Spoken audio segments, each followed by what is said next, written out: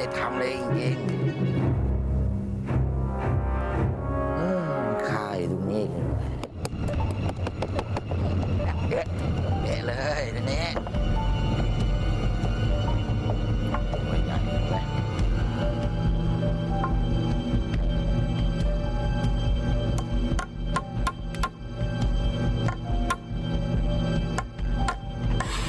มี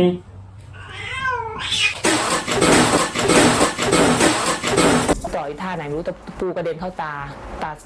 ซ้ายหรือตาซ้ายอะค่ะก็คือเป็นยางตาหลุดออกมาเป็นยวง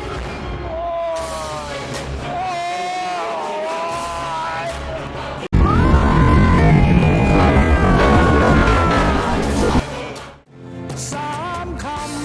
ำจำไว้กำลิขิตให้ชีวิตมี